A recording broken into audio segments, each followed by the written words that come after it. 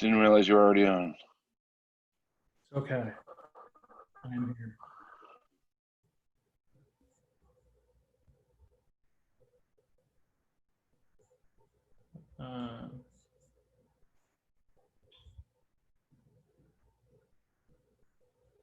All right. Got some people showing up. I'm going to throw some stuff out there. I'm going to do a dial my call. So I want everyone on here that can be.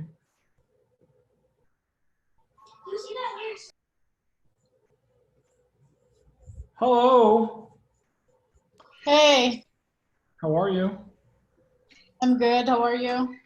I'm well, thank you. Hi, Dan. Hey, Teresa. How are you? You sound beat up. Yeah. Oh, I'm working in command and I'm having some issues. Anyway, I will figure it out. Maybe That not was a good tonight. class, wasn't it? Pardon? That was a good class today, wasn't it? Yeah, it was great. Heather did great, and then I'm trying to go in and redo some of the things that she was talking about, and I was doing some landing pages, and then but when I go into the settings part and under command settings and trying to configure my neighborhoods under my agent sites is just crazy. It's throwing me into Texas all the time. So Because we're based out of there, so. I've picked everything here, and I was picking everything around where I live, Sabina Vista. Pick, Catalina Foothills, different places, neighborhood names, got it all in.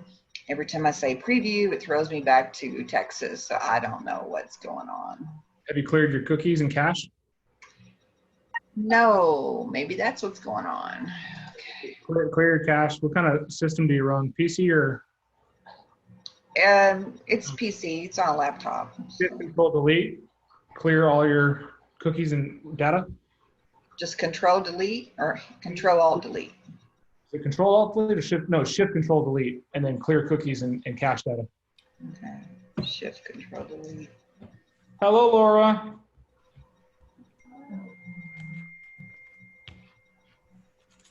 Hello, Melissa. Hello, Renee. Hello.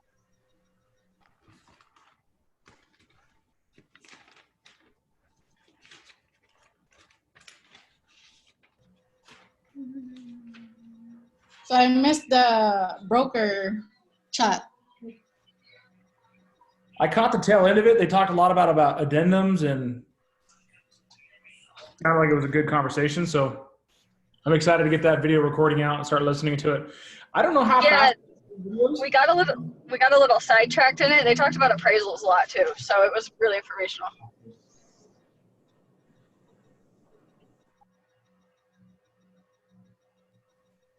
Again, please.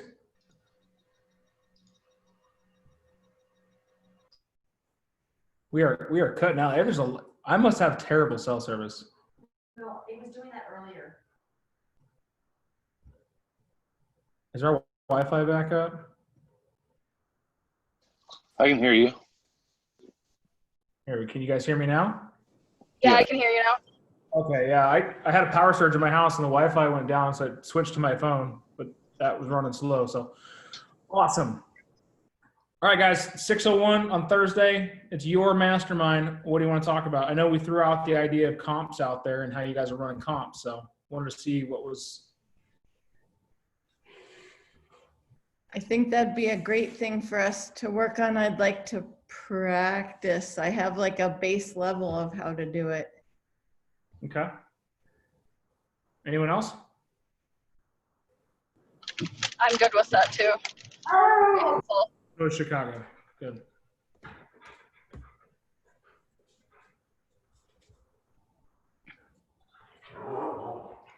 All right.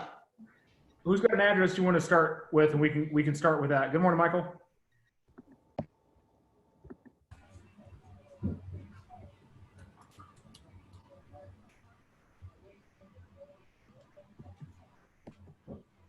Ms. Baker's joining the call. Hello, Ms. Baker. All right, guys. Who wants to go through how you've been taught how to do a CMA now? Like, what do you understand? Let's start there. And you are on mute. I was only taught what I learned in class, so Which you forgot. nothing, I'm sure. nothing with KW. So. All right, what are the search criteria that we need to find when we're looking for a comparable property? What do you mean? I'm talking and nobody's listening because I'm on mute. Yes. I told you everyone was on mute. I didn't know why. I go through the MLS and do my comps through there. Okay. And I do have an address if we want to practice on a house that I will be listing for sale There we go. later on. Got one in there from Eileen out in Sahuarita. So there's one market area. Where's yours at, Miss Teresa? It's also out in Sarita. So. All right. Anything in town we need to work on? Right now, it's super important for you guys to know how to comp out a house and know your valuations, because the appraisals are coming in a little light because they're doing drive-by appraisals. Anyone who's been on the call has kind of heard that, right? And what that means is the appraisers are just doing a flash by, driving by, making sure the house hasn't burned down, and then they're reviewing, you know, the information on the MLS, taking pictures and stuff like that. So if there's a ton of upgrades like new plumbing, new water heater, new HVAC, all this new stuff that no one's actually putting in the MLS, appraisers don't know it.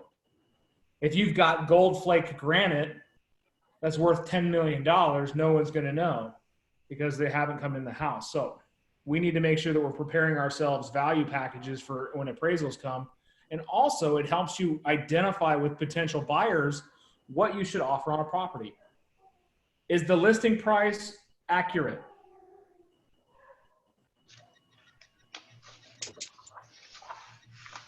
Dogs are It's literally evaluation of what the seller and the agent want to get.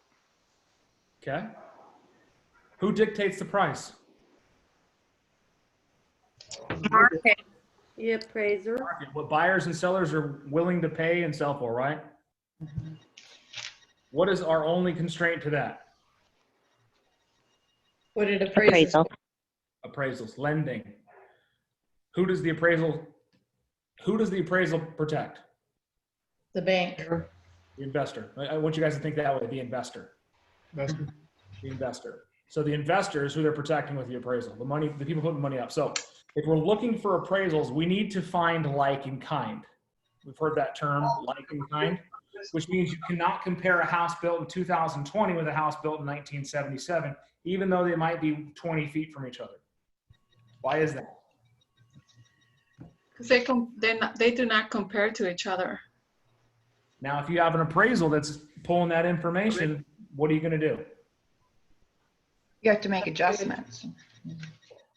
Make adjustments. We need to find some stuff. So you can go out a little bit further when it comes to appraisals. I like to start with neighborhoods. So if you're working in a subdevelopment that probably has 5, 6 different type of build outs, then start there. Go do the research in that neighborhood. It's very simple to do, and we'll work through that now. But we want to talk about some other ways of doing it.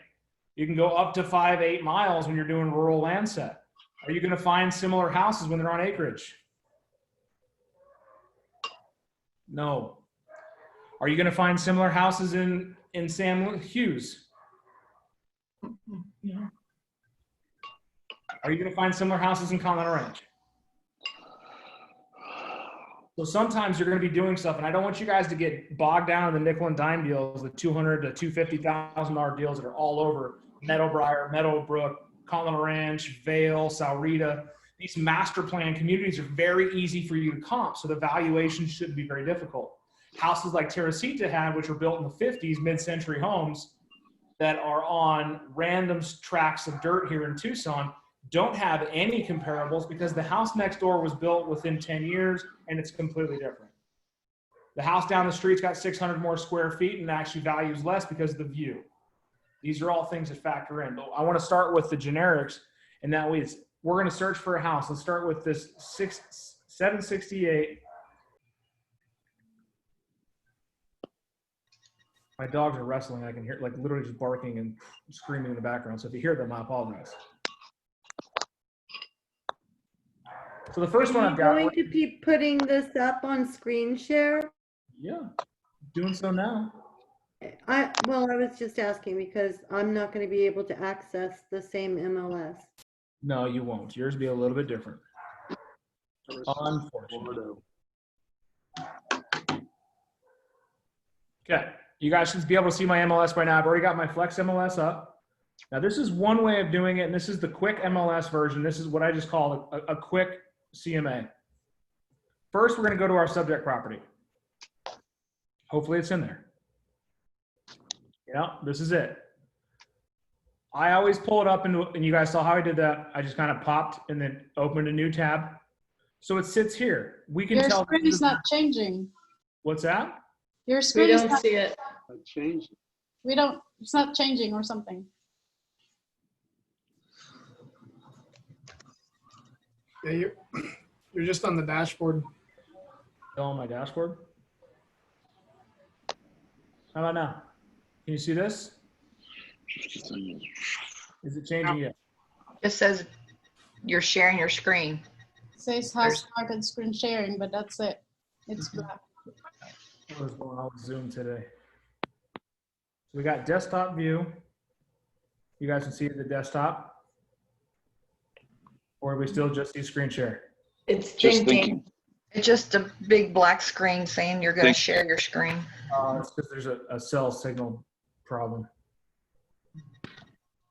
This is some bull stuff.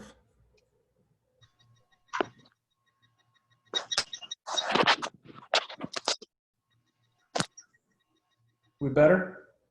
No. Yeah. My Wi-Fi must have gone down.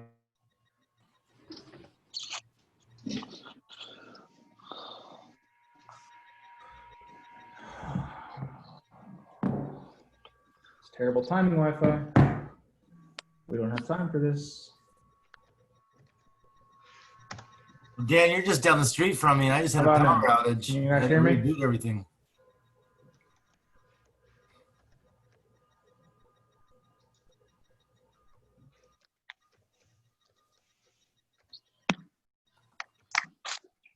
I think Dan's frozen in time now too.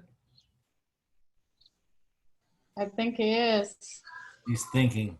Do, do, do, do, do, do, do. He's thinking intensely. This is not allowed during our mastermind.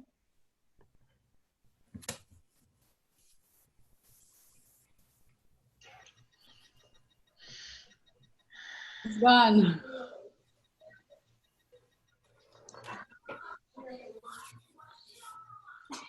Maybe not.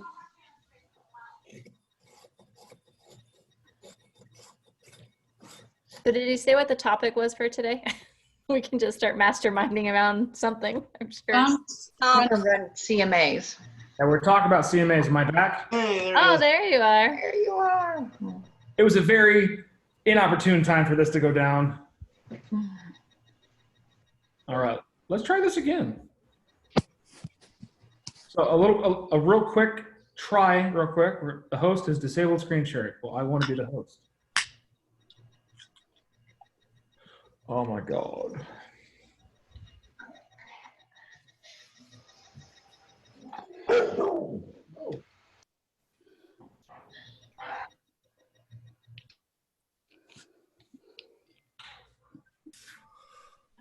I got kicked off as host and won't let me share my screen.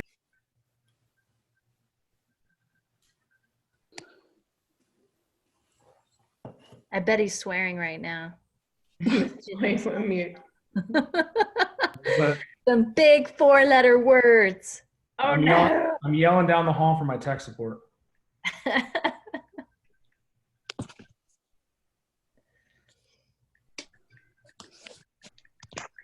Now you're host.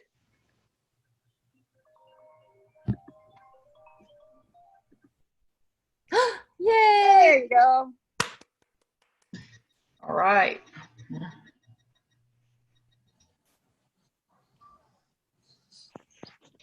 You're mute. We cannot hear you.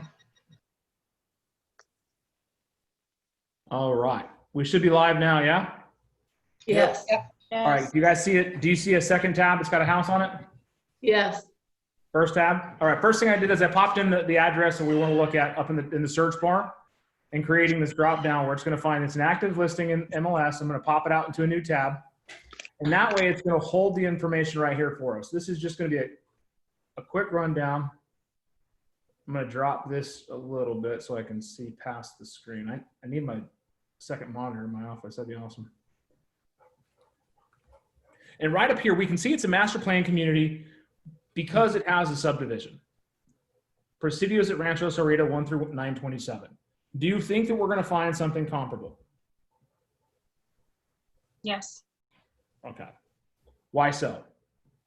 The units, 927 is a lot. That's not a custom. That's not a custom house. Thank you. I mean, sometimes the obvious is where you want to look at. So the way I do things, I'll grab the subdivision. You go right here, you grab your subdivision, copy it into your, stop. Go back to your other search thing, do a quick search, log in, it's going to load in everything. I just populate the subdivision. It's going to bring a top hit, which is searching the exact same subdivision. And it'll bring it up on our map. So one, we can see how many houses are for sale in that exact subdivision. Two, we're able to change our status and we're looking for just closed deals. A mistake I see a lot of agents make, even experienced agents, is they bring in the active listings in their CMAs. Can we do that? Why not, Teresa? Because we need the actual market value of what's sold. You don't have a market value, yeah, if it's not sold. Yeah. Right. Market value is what a buyer and seller agree to pay for a property. And the cool thing is that when they're sold, we know that the bank has agreed to it if they were done through loans. Most of these are going to be done through loans. So we can go to close. It's automatically going to default to last 6 months, and that's where you keep your subject set. If you find yourself in an abbreviated market like we're having, where you'll see big trends up and down, and there's a lot of volume in sales, it's advised that you actually shorten down your sales window so you can get a smaller subset of what's going on in the market in this moment. Now, just for giggles and we're going to make sure that we just kind of keep it with the system defaults. So we're looking for closed deals within Presidio at Rancho. We already have it listed here. Because there's not a whole lot around Rancho Cerrito, we don't need to do a proximity search at this time. What we can do now is we're going to go cross-reference and make sure we're going to find a like house. Right off the bat, we can tell that this is a 2,179 square foot house with 4 bedrooms, 3 baths on a 0.14 acres, built in 2009. Most of the houses in this area are going to be built around the same time, so we don't need to worry about things built out of generation. And we can see that it's a 2-story. Why is a 2-story or a 1-story house important? You get less per square foot on a 2-story. Awesome. Simplify that, guys.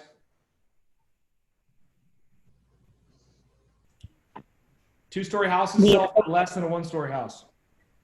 They do? Yep. I mean, Emma shaking your head rampantly. Yeah, they absolutely do. So what we're going to do is we're going to go look and see if we can't find the exact version. So 2179, right? So first thing first is we're going to search for, combined square footage. 2179, 2179. That should give us a pretty similar subset. So now we see that there's only one in this neighborhood that sold at 2179. Is that enough for a market snapshot? Teresa, No. vigorously shaking her head no. Why is that? You need to have at least 3. Who said 3? Mm-hmm. I think it's a good rule of thumb because that's just how I feel. That could be wrong. What if there's only one? You're going to have to change some of your parameters, maybe the square footage. Exactly. You might have. Or to you have to flex a go little bit. further. Or you have to go further out on your search. Thank you for that. I didn't hit you talking, but thank you for that. Definitely go out further on the search if you need to. Now this, So now that being said, we have a house identical. So this gives us a good footprint. Is it just on face value of the house alone? Are we looking at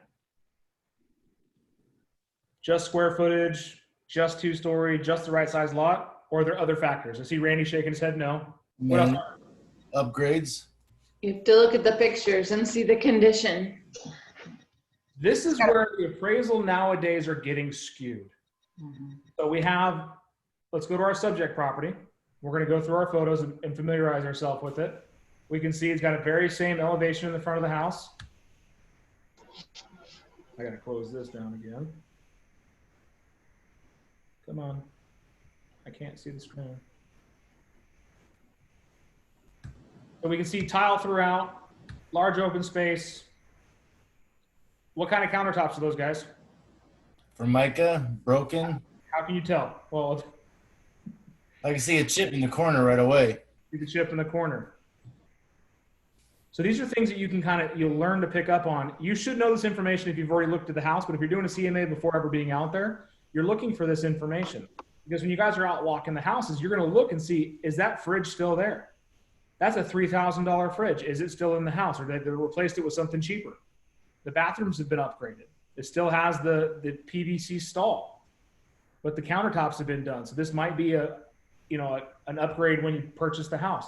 Carpets look good. Has a security system. This bathroom is all original in the surround. So overall, the house looks clean, doesn't look like it's in bad shape, and it doesn't look like the photos are too doctored. Do you agree? So now we're going to make sure we're finding a house with similar. It's got a dog run, it's got a decent sized backyard, all raw. And this thing. So now if we're looking through comparables, do we see a difference right off the bat? Is this the same layout? No. Are you sure? I think it's just backwards. It's exactly what it is. It's reversed. So the difference being is this agent took a picture of the railing, and the difference between the two houses is this piece is actually not cut out in the other house. So you're going to have very similar open spacing, smaller kitchen. What kind of countertops are these? Formica. How can you tell? Oh no, actually it's not. Couldn't it be granite? It could be. So now you just need to verify when you look at your details. So Or we'll keep coriander. What's that? Could be coriander, something like that. Yeah. The fridge is not as nice. So there's some things we're picking up right away. Now we get upstairs. What do we see different? The floors. Floors, right? Now we're going through, we're going to zoom through some of these things. Similar bathrooms, same Formica tops. Kind of gave it away already because I know it does have an upgraded master suite because the bathroom, the closets are in there. So what we can see right off the bat is these two houses are very similar, but not identical. Is it comparable? Yeah. Absolutely. Very. Yes. I'm beating this horse to death because I'm trying to make a point that you can spend a lot of time looking at just one house as a subset of what you're looking at for valuation and just getting an idea of what you're competing with. If this is the subject property you're trying to buy and it's coming in at $240,000, this one sold at $250,000, I could justify that this house definitely had $10,000 more value. Mm-hmm. And it's just in the finishings of the house alone and the quality of the backyard. Yeah. Now, the landscaping doesn't grab a whole lot of value when it comes to appraisal. It does on the eye factor to a consumer. Yes. What is it going to cost a consumer to install this? $20,000, $30,000? We don't know. So now that we've got one idea, what we need to do is we need to solidify our ideas. So we're going to open up our square footage. You can go up to 150 either direction on a simple. I just do 100, makes it easy math in my head. And you can see that it opens up quite a bit more searches. Now, because we know we're not looking at identical homes, we need to make sure that we're looking at multi-level. So we've got a good subset now because they're all the same. What I like to do is I'll zoom out, make sure that we're not grabbing anything we're not supposed to. Go to your list. And right off the bat, you can go ahead and see that we've got 4 bedrooms, 5 bedrooms, 3 bedrooms, 4 bedrooms. I would not limit the bedroom search out of your searches. Look for square footage, look for year built, look for average size. The system will auto-calculate a variance in square footage. They're all second stories. They're all real similar in square footage. We get a value set that it's looking from 228 to 260. Now we're going to select the results. Over here on the top where it says CMA, click on your CMA. It's going to bring up here. Use selected.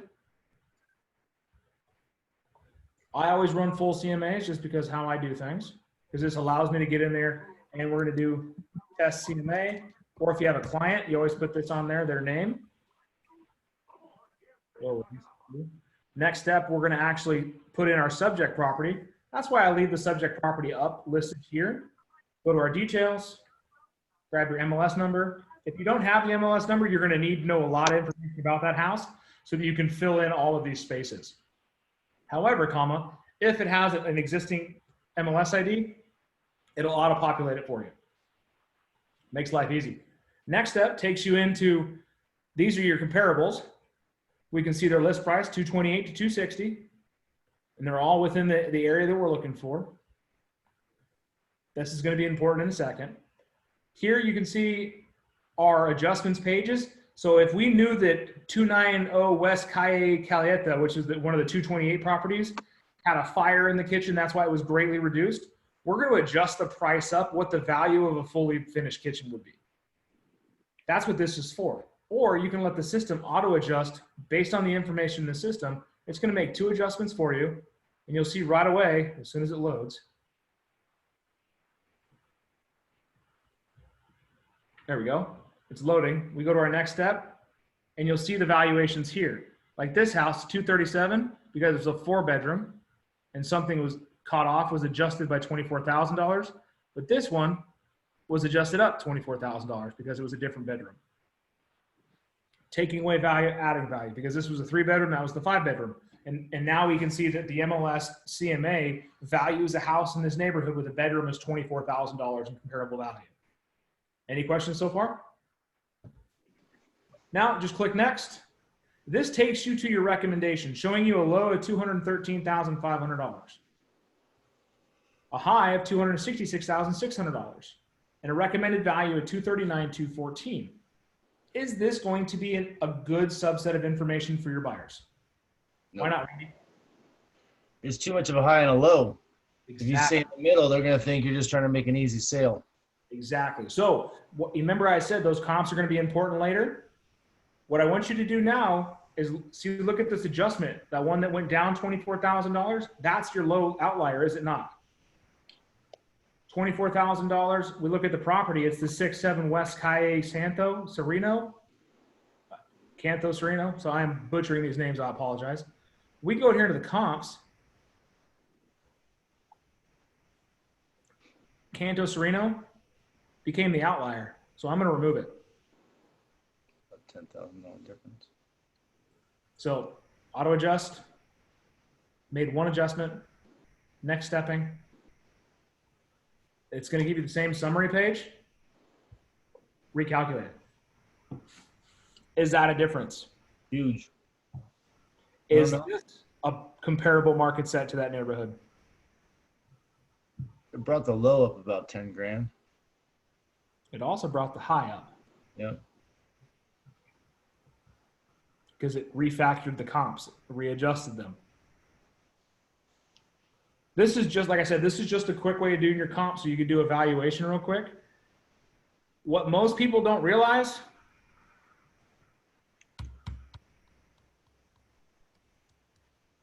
You can type. you can change it. You know what, Mr. and Mrs. Smith, I think $244,960 or $86 is a good valuation on that house. They're probably going to put in the offer on whatever this line says. For you as an agent, you now have the justifiable proof showing that these houses range in this neighborhood between $228,000 and $278,000 in comparable value of a 2-story within the same amount of square footage in the same community, and you can prove it. Next steps would be you can select what information they get, email it, save it, view it, print it, download it. So what I like, I said if you have their name, you want to put it up there because it's going to say prepared for, and then it'll show that this was prepared for Randy James. The house, property, your mug, your info. I did not mean to click that. The property of itself, the different items that you've chosen for your comparables, where the subject property is. Another factor in this is being able to see, okay, this is on the interior versus a main road. And then the different comp properties, and it'll have each one of them so you can see at a glance when you're explaining this to your clients of their 2009, 2008, they're all built around the same time, they're all about the same square footage, and they're all on about the same size lot. Dan. Sure. Question sales approach on that variance. You came in at 245. I was what, 278, correct? Right. Okay, so that's a big chunk difference still to the high. And we all know that sellers are very proud of their home and some of the remodels that they do that other people just can't stand, right? And so how do you that conversation why you're leaving so much money on the table? I say this because I had an appointment a while back. I did all of this for the most part very well. Came in a little bit higher than the mid-range, kind of like we are now. And she literally just dropped her jaw and damn near shut the appointment off, thinking I was trying to make an easy sale, even though everything I did showed the proof of what the market value should be at her home. She ended up listing with someone else who gave her the pie in the sky, and she ended up selling for about where I was talking about. So what's the sales approach when someone may think that you're just trying to make an easy sale? I hate to say it that way, but that's what I got from that person. You're absolutely right. And that's going to be something you're going to come over to. And I want you guys to prepare your clients for the real world scenario. There's too many agents out there that are going to be like, absolutely, you can sell it for $500,000. Great. The sales approach to that is giving them the three options. Who knows the three options when listing a house? Price, condition, location. Okay, there's one, but so I should have said the three pricing strategies. You mean is appraiser, sales, income, and cost or appraisal thing? So what I'm talking about is when you're talking to a listing client and you say, oh, Mr. Mrs. Seller, now here's the information on your neighborhood and what your house is actually valued at based on the comparables in your neighborhood. I know that you guys want to sell the house for a little bit more, so we have one of three options to choose.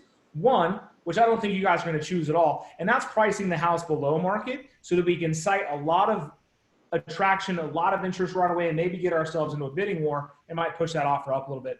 Two, we can find ourselves right at the market or just, a tad bit above market so that we're catching the most opportunities, the most traffic, and having yourself still a situation because the way we're priced and the way the market is right now, still getting multiple offers and giving you a little bit more of the price.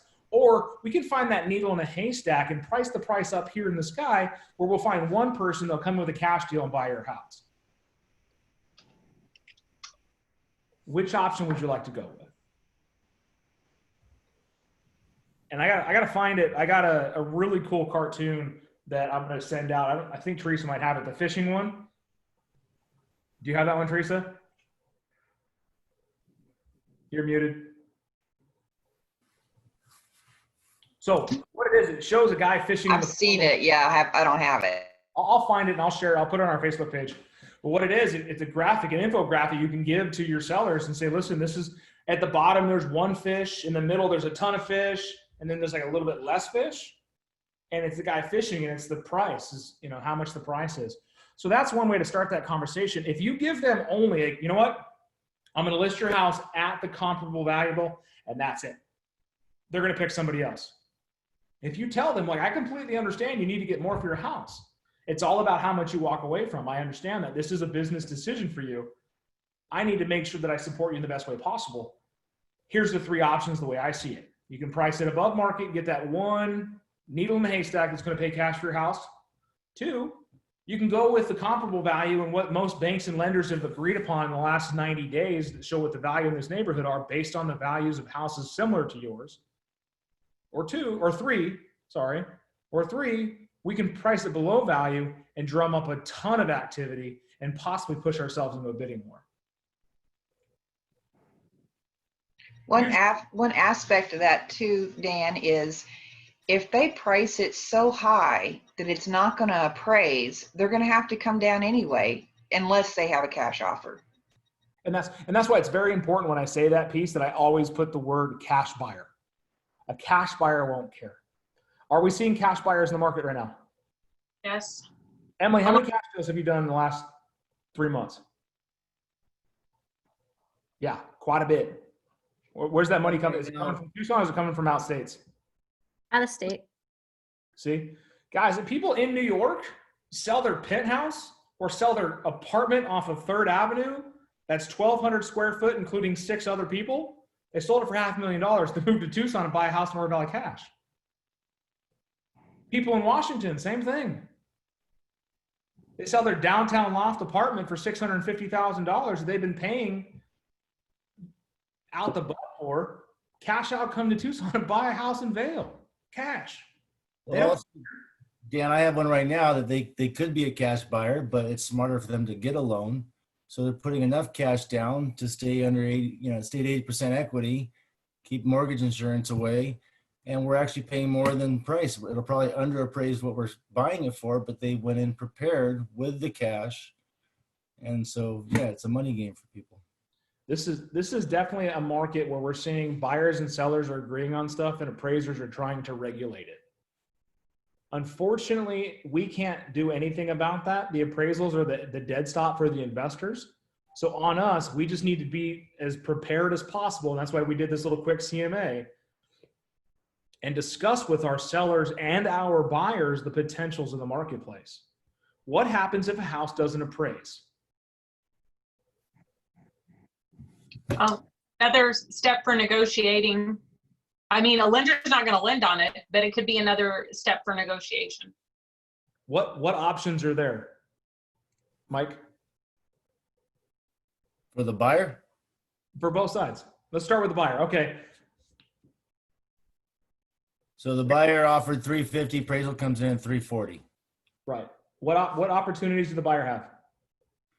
They can come up with the cash to make the loan still go through, the difference. They can negotiate the deal and actually come down to appraisal value.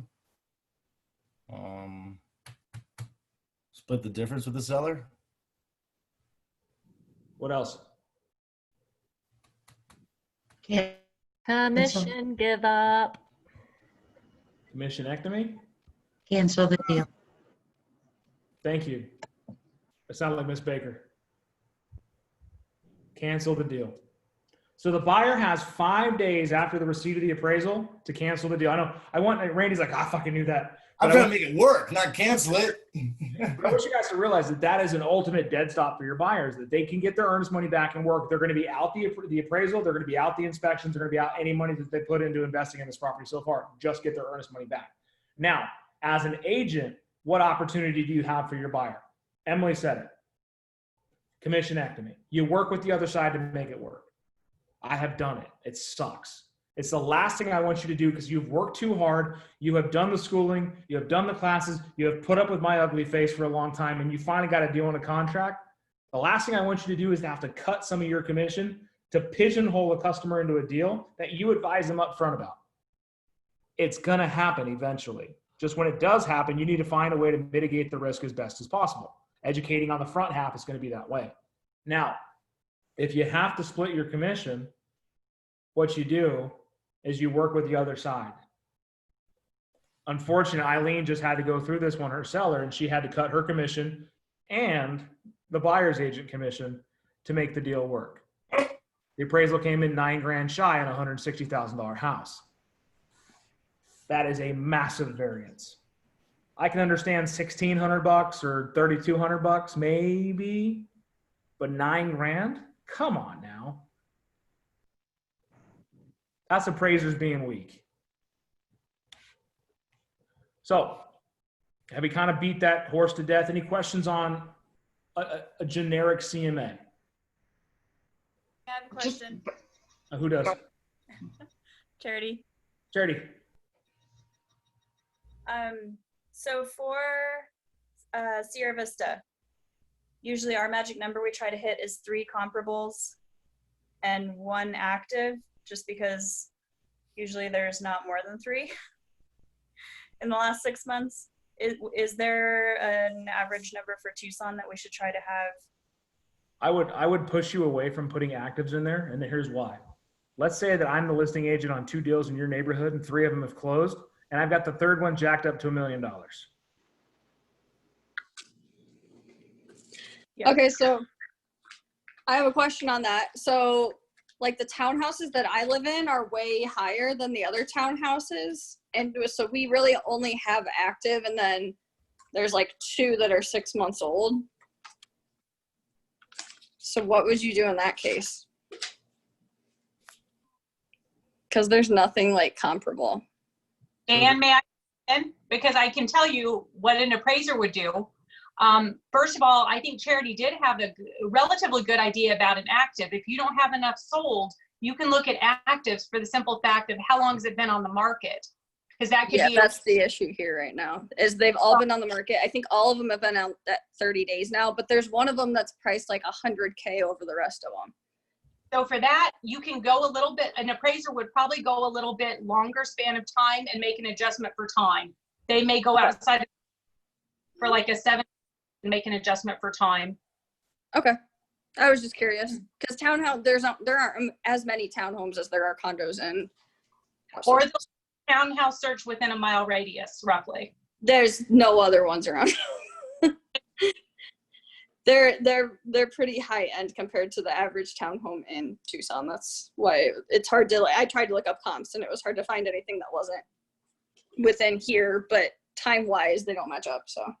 So you can push the time envelope. The problem is you have to argue the validity of the market in that place. Another thing is what they call a tidewater appraisal. You can find a like community that may be outside the area that you're selling as a valuation. Case in point, we sold a couple of houses in the hell's it named? Silverbell Reserve, I think the name is, right there in Ina and Silverbell. You guys, there's a gated community right there in Ina and Silverbell. They're all about an acred lot. They're massive lots, 3,000 plus square foot homes, just absolutely gorgeous finishings, great mountain views. There is nothing close to them in value or build out until you get to Dove Mountain, which is 20 miles away.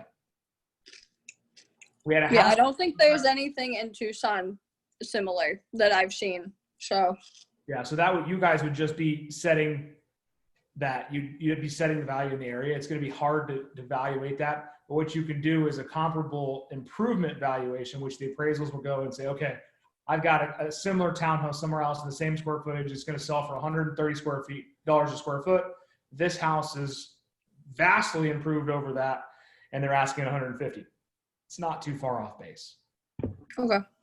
What about houses in, I have a question. What about houses in a, planned community and you can't find one within your square footage within a couple hundred square feet? Because I have a 3,000 square foot house, but the only thing that have sold lately in the last 6 months are 2,400 square feet and less. So at what point does my bigger house square footage not matter? Well, it always matters. It's being able to justify square footage on the square foot price. So if you can take the 2,400 square foot house sell price at $155 to $165 a square foot, I'm guessing that's the area you're looking in, and then just multiply that versus the difference in square footage on the houses, you should get a variance on where you're at. Oftentimes, that's what I've done. It's pretty high for the community just because nothing in that size has sold lately. So yeah, I'm just nervous to put it out there for that much. Yeah, that's the thing is it might be. And I sold a house over in, God, community names evade me. I know street names, off of Stella on the east side. It's 600 square foot bigger than any house in the market that's sold. It's all legal, livable square footage on the top of a ridge overlooking the mountain scene. It's $285,000. 2 houses next door sold for $220,000. My seller was all in and the appraiser was all, the appraiser, he's like, what do you got for comps? Is there anything here? Are you concerned about the valuation? I'm like, no, not at all. Based on the square footage and the house that's sold down the street, this is the difference. It should be 289. And he came in, the appraisal came in at 292. So, I mean, square footage plays in a point. You should never value a house based on square footage alone. And here's why. If you have a house, they're two identical houses, and you're looking at square footage, fine, because they're identical houses. Now we play into what's the most important factor in real estate. Starts with an L. Location, location, location. Exactly. 3 of them. Location, location, location. What are you going to pay for more, Donna? Or Doreen, are you going to pay more for a house that's right next to a sewer treatment plant or a house on the hill? I'm going to go on the hill. Yep. And they might be half a mile from each other. They might be in the same community. They might be the exact same house. Location, location, location. There's always an asterisk on a CMA, always, because you don't know what the view looks like. You don't know what the neighbors look like. You don't know if you're in the middle of a bluff and everything is just kind of looking down on you. And you're in everything around is mountain views. Everything around is gorgeous. Everything is just beautiful. Your house happens to be the bottom of the hill at the middle of this ravine, and it's blocked on all sides by dirt. So location, location, location. That's another thing. If you have a seller and you're trying to justify a little bit higher sales price, or you have a buyer and you're trying to justify them going up a little bit, you can talk about these things. Dan? What's up? Oh, I was just going to say, as long as you were mentioning a view, what is a view worth? An unobstructed mountain view? Because an appraiser will make an adjustment for that. Like for a lot premium, if you have, there's a lot premium. That's what we're talking about. We're talking about having that location difference. And I was just talking about having a listing agent put in the MLS that it's a mountain view, and you get to see this much of the mountain, versus what Hope's talking about is an unobstructed panoramic mountain view, also known as the $1 million view. So I've seen adjustments for 10,000 up to 60 unobstructed mountain view. I've seen $250,000 adjustments. Well, and right now that if they're seeing that on the MLS, it's probably worth more in the appraisal, isn't it? And that's why having to drive up appraisals, we're having a hard time, because some of these houses are being devalued is because they're not taking into account the location, the backyard view, the fitting. They just look at it and say, okay, it's a 0.15 yard, and the house is situated on the front 2 quarters of the house, and everything looks good. And they're not taking into account that the backyard is on a bluff overlooking a panoramic mountain view. Okay, so on that same note that you mentioned, if they have upgrades and they're in the MLS and stuff for appraisers, if there's something that the listing agent has not put in the MLS, is it too late to have them put something in? No, you just ask them to adjust it. Okay. Or because I think there's a couple upgrades on that one that we have that should probably be included then. Yeah, so that's definitely something we talk about, because yeah, having a printout. I love to have sellers do this, is print out. Tell me all the great things you've done to this house. What are the improvements? Well, more than anything, it has a new AC, so that's why. That's huge. How old's the house? Is that our client? 61. That's ours. Yeah, or 68. It's an old house, but it has a new AC, and then they had it in it just says new AC. It doesn't. It's only 6 months old. Gotcha. But it also has a new roof as of 2013. How long are new roofs generally new? Definitely depends on the type of roof. I would recommend you have that question to a roofing contractor. Yeah, no, I have 2 people coming out, so. Typically, when it's the type of roof is going to dictate the life. Okay.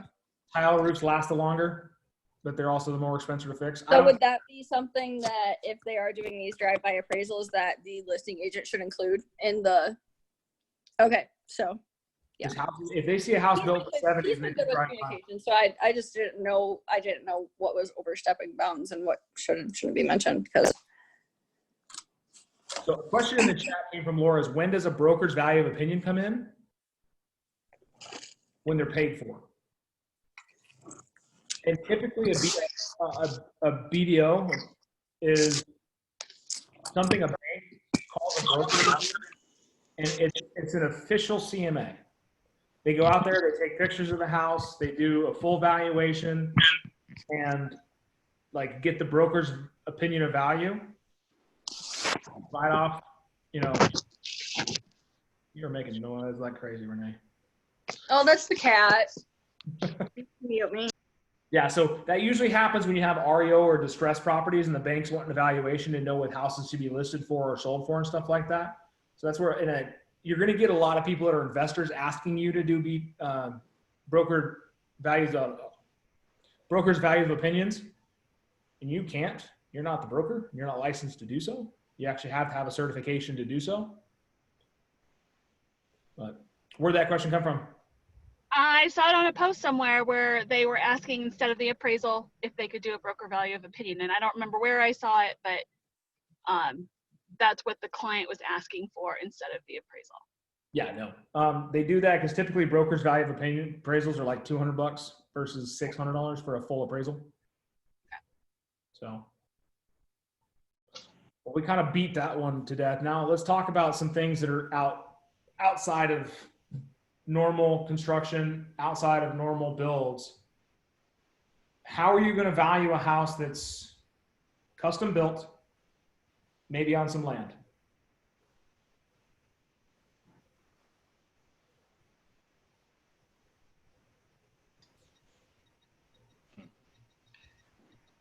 You may have to go with the price per square foot for one thing. It's one way of doing it. Is that dangerous? Could be.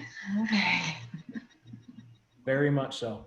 When you're doing valuations on houses outside of master plan communities, even like where I live off of, you know, the Hartman Vistas, Hartman Estates, and so does Randy, lives on the backside of the neighborhood. We're not a master plan community. We happen to be a subdevelopment. We are in a neighborhood, but we're not master planned. So no two houses are identical. There's very similar footprints. They may be almost close, but there's no builder specific. So you'll see a lot of variance and stuff like that. What you get tricked back into is knowing what's livable square footage and what's not. Understanding when you walk into a house, what's been permitted and what hasn't. And knowing the ramification of both. What does a house need? What does an area need to be considered livable square footage? Heating and cooling. Eating. Okay. What does an area need to have to be considered a bedroom? Closet. And an egress. Yeah. And An egress, yeah. heating and cooling. A door, a window, and a closet. Oh, no. Yeah, heating, cooling. I want you guys to remember heating and cooling. It has to have climate control. Mm-hmm. Technically, it only has to have heating. Because it's a New York State code that was written into the building code in the United States, because back in the 1900s, they were selling apartments and spaces to people that didn't have heat, and people were freezing to death. So it became a mandatory code that places had heat, because the human body is, you know, facilitated with its ability to cool itself off. You can remove clothing, you can cool yourself in water, whatever. It's the heat becomes the cold becomes a factor and it kills more people. That's where it came from. We think heating and cooling because it's hot as hell in Tucson. However, it has to be heated. It has to have 2 points of egress. Does it have to have a door and a window? Yes. It can have 2 doors. It has to have 2 points of egress. So as long as one door goes outside? As long as one door goes outside. Yeah. Or one door goes to another space. Mm-hmm. Oh, so it can go to another space and count? Yeah, because you can't egress into another room. It has to be a common space. Oh, okay. And it has to have a closet. Does the closet have to be built in? Yeah. No. It can't be a standalone. No. Okay, I'm hearing both sides. What is it? No, it can't be a standalone. We talked about it yesterday. On Maybe it that depends one. on your MLS. Huh? It depends on the MLS. We're allowed to have wardrobes. Armless counts a wardrobe as long as being transferred in the sale of the property as a closet. But TAR doesn't, right? TAR does not. Okay. Because too many shifty people in TAR decided to try to do it, and they're like, no. So They talked about that on that one meeting yesterday. So it's important to know these things, guys. When you're looking at a house and you walk into a room and it's like my house specifically, 1,714 square feet. Great. 700 of it wasn't legal. Does that change the valuation of this property? Possibly, yes. Yeah. But it was presumed. When they appraised the house, they did it from a drive-by. Do you think the appraiser caught the fact that 700 square foot of this house was not climate controlled? Hopefully not.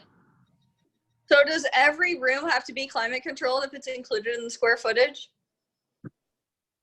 Yes. Otherwise, it's considered a utility space, not livable square footage. Like your garage, even though it's under roof, is not livable square footage. It's a utility Yeah. space. What if it was an addition? And I'm it opens up, if it opens up to another room. Yeah. There's no doors. That's the way they get away with it. Like you guys can see, my house has this big cutaway right here. But I also installed a vent right there. You can see it. Okay, but yeah, you have a vent. What if there's no vent? No, there wasn't. And that's the breakaway. I took the doors out, put a vent in. If there wasn't a vent there, it'd still be livable because it's open with enough air to move it in and out. So there is no justification on how big the spacing has to be in the doorway. It just has to be considered one open space. Now the laundry room, because it has a door on it, closes, no vent, no heat, no cool, no livable. You'll see that a lot in houses built in the 70s and 80s. They will consider it livable square footage because the agent doesn't do their job, and they never put AC in those houses because they had EVAPs on the house that pumped air to the main area of the house, and that was it. They closed in the porch, they closed in the laundry room, they may close in the garage and then add a garage. You want to look for these things and chop it up. So when you're looking at other houses that are custom built, we're like nice custom built houses, you might need to do some tidal water stuff, and that's looking at the house itself, its amenities, its fixtures, and then go within a 2-3 mile radius, depending on if you can get a large enough subset of like properties. 2 acres, 3 acres, 5 acres, whatever would have you. And that's super important for you. Let's see if we can't go find something so I can show you.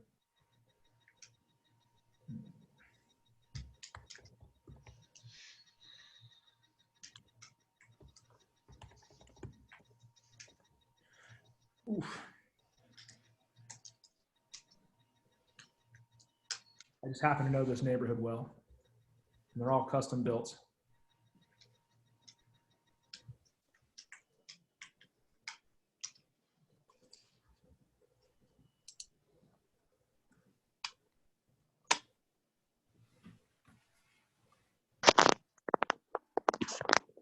So let's see, like a house in here. See how your streeting is?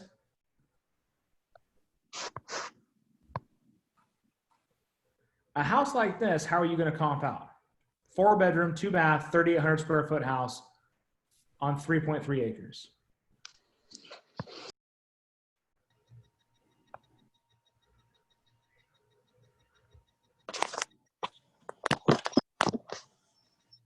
How are we going to justify value on a house like this when you can see the next closest neighbor is half a mile away?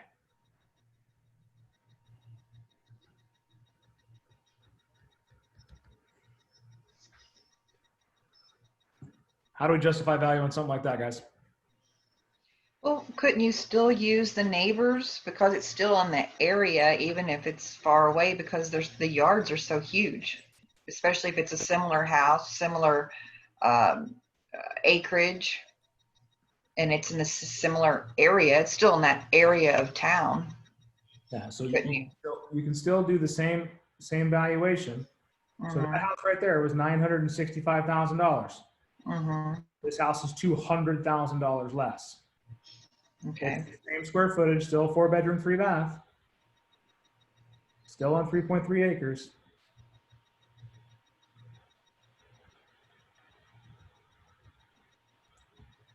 Looks about the same amenities, right? Super nice, super clean. Master on one side, 3 bedrooms on the other. What makes the other one $200,000 more expensive, closer to the mountains? So here's this right here. So notice that right there. What's it surrounded by? Oh, a hill. A hill, right? Where's this one? On the hill. Top of the hill. Notice the difference in views. Notice the difference in sales price. It's not just a house.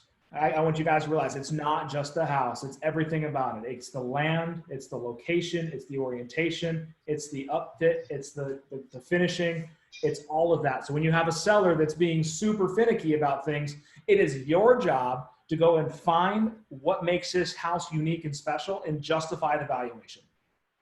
If you have a buyer that's like, no, I don't want to put in a $500,000 offer on this $525,000 house, the house next door sold for $425,000. How are you going to justify the value to your buyer? Who else got excited about looking at $1 million houses? You want to know some funny thing is? My parents built the first house in that development for $286,000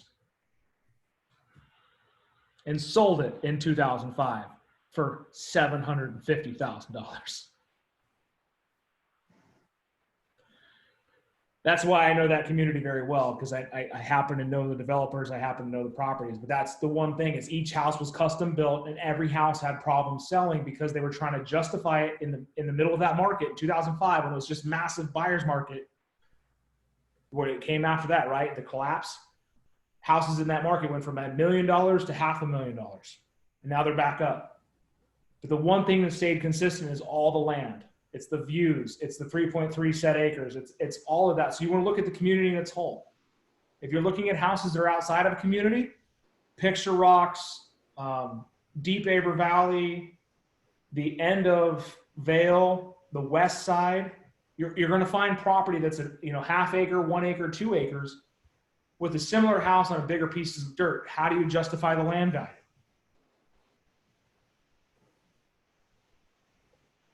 At that point, you go find what an acre of land, just land, in those areas is selling for. And you can quantify what the difference in price would be at that point. If I round it out kind of the way you guys can look at doing comparables and getting ideas of what things are worth. You guys got some work to do now?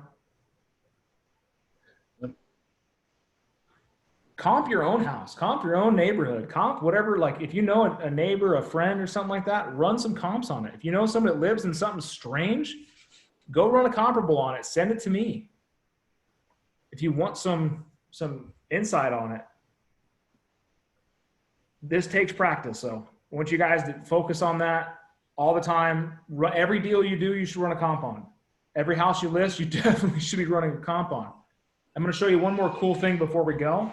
And this is something that our MLSAZ people have. Can you guys see my login? All right, session timeout, log in again. Share the screen. Google Chrome login. Share. All right, cool.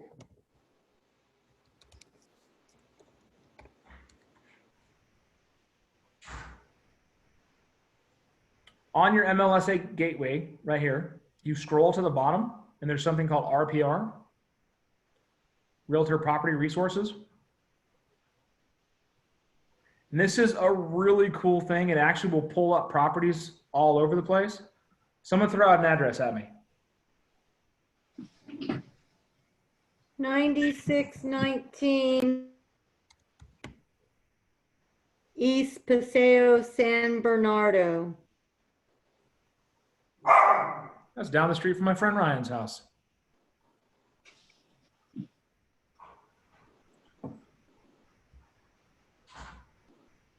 The real estate value in the market is $227,590.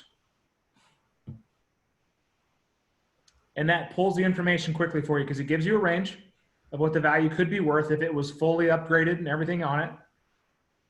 the confidence of this house based on the community. You're going to get a higher confidence rating when it's in a master plan community when they have multiple bid outs on it. What has changed in the last month, $3,000. What has changed in the last 12 months. What the last monthly lease price went up to. Picture of the outside. Really cool information about the neighborhood. And if you know of anything like they've added a bedroom or a bathroom or something like that, you can go in there and change it and it'll auto adjust based on the information that's in the system. This is just a really cool, quick way to get a valuation on a property, but it's not going to be the superset going off the MLS like you just did.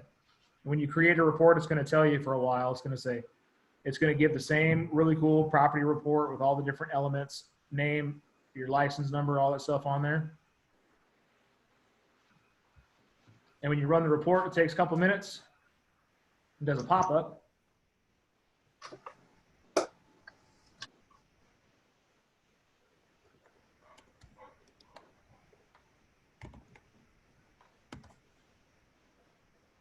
I'm just curious. So my parents' old house is worth right now.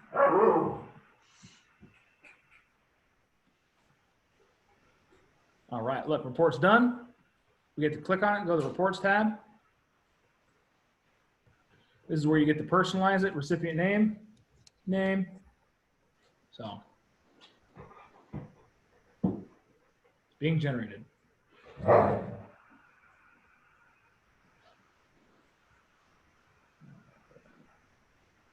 just gonna pull up the one I did yesterday so you can see the one for my house. So it's a really cool presentation. It gives you your market value with the sold price, what it's valued at, the property report on the house.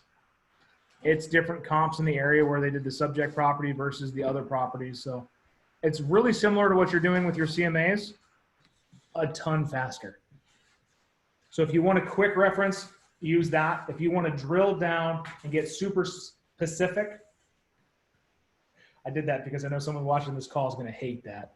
Super specific, then use the CMA approach to the MLS. But just keep in mind that the further out you go, the more scrutiny you get. The more obstruct you get in your searches, the more scrutiny you get. If you can find like and kind, there is no argument. And then when you have a situation like Randy brought up earlier, you go over the three things on the pricing. What were those three things? Three different pricing strategies?